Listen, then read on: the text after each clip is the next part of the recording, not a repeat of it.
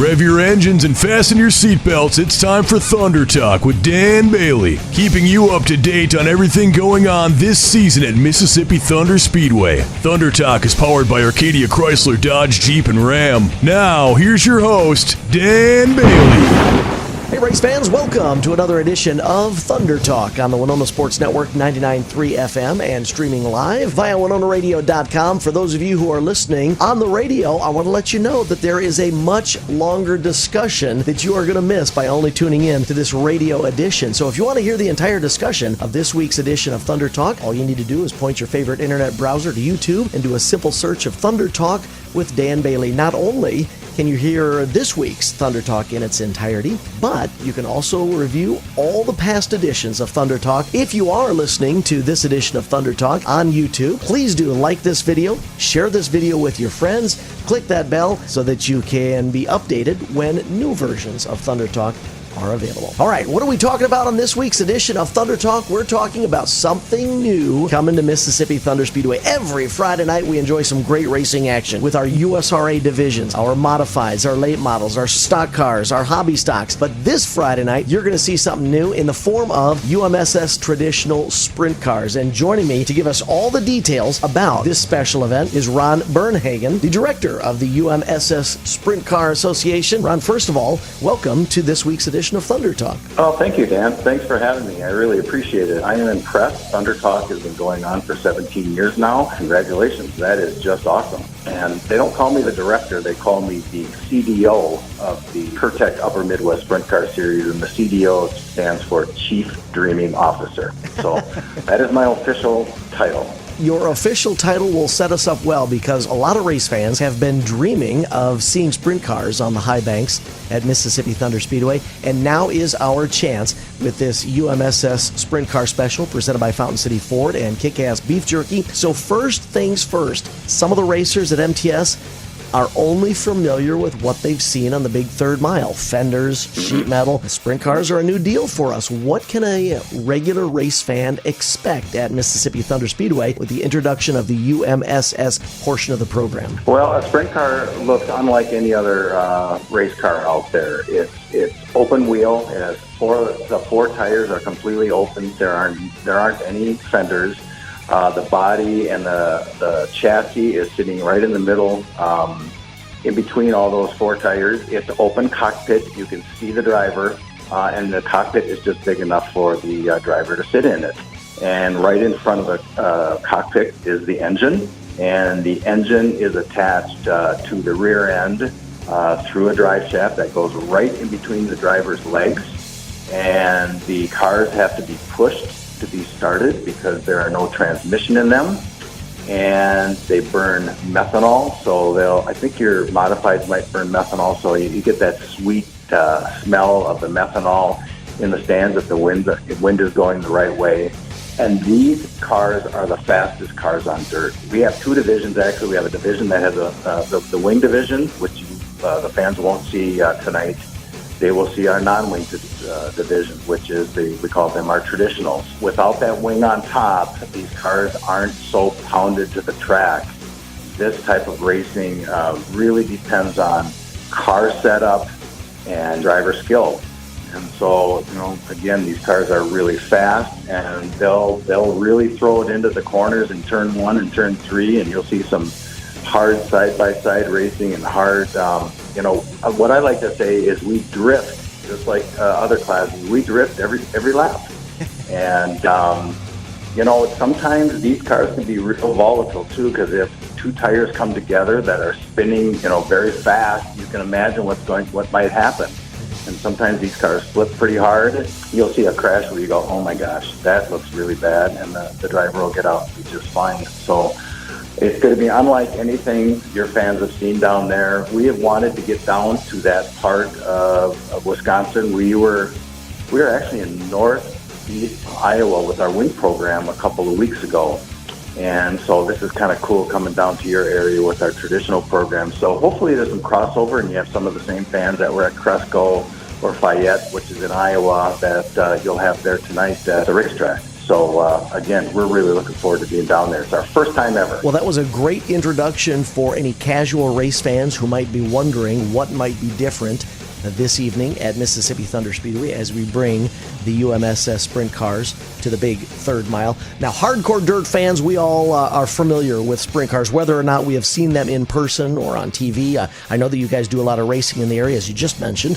You made a foray down into northeast Iowa, but of course you guys regularly compete relatively near to us, Cedar Lake Speedway, other tracks in Minnesota, Wisconsin. And of course, if you've ever ventured to a dirt track in the Dakotas, it's kind of a sprint car country over there. So can you give us a background on what it took to put together UMSS? How long you guys have been racing? What sort of success rate you are seeing with this program? Absolutely. Well, just like anything in life, there was a lot of stops and starts and a lot of mistakes made, but we got to where we are. And it can be a really long story or it can be a really short story. I'll give you the short version of it.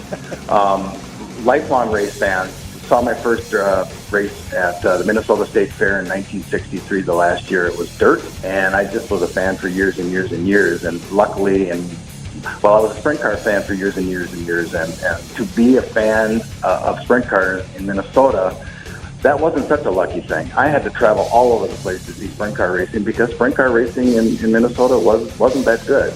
It wasn't very strong. And so in 2001, I had a chance to buy into a racetrack. The name of it is Cedar Lake Speedway. And I was owner there for quite some time, and I thought that was the way to bring sprint car racing back to the Twin Cities area. Well, it's hard to put on races with cars that don't exist. So I learned very quickly that was probably not my way to get sprint car racing stronger in our area. So I sold off my part of Cedar Lake Speedway, and I announced the UMSS, the Upper Midwest SprintCar Series, in 2008, the fall of 2008, and we started with the 360 sprint car because there was 5 or 6 of them in the Twin Cities, and we had our first races in 2009. I think we had 14 or 15 shows that year, and we grew for the first few years. And then in 2011, as a cheaper alternative to the Wing 360 sprint car, we introduced the traditional sprint car that the fans are going to see tonight. And as that was growing in 2012, 13, 14, 15, 16, the Wing 360 program was dying. So we had one series that was doing very well and one series that was dying. So in 2018, we announced that we were going away from the 360 sprint car, the Wing sprint car, and going with something different. And basically what we did, Dan, is we based our Wing sprint car program off of our traditional program. And we can talk about this if you want, we do sprint car racing unlike anybody else in the world. It's not a 305, it's not a 360, it's not a 410. We do it completely different. We actually have teams that can race in both our traditional program and our Wing sprint car program with the same car, the same engine, the same everything. They just need a little bit of time to change over a couple of things. And it's been really, really successful for us. So if we started back in 2008 and we come to a couple of weeks ago, we raced with the World of Outlaws at Cedar Lake Speedway over the 4th of July weekend.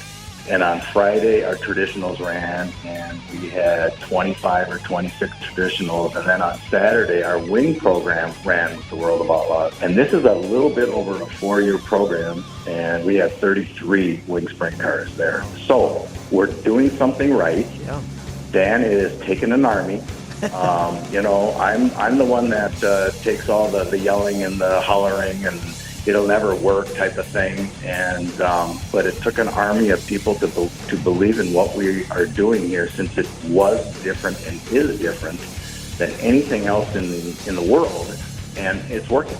It's absolutely working. And so what we like to say is we are a sprint car series for the normal person. And most of us in racing are the normal average person. You can race a sprint car with us if you have a family, a job, and a mortgage.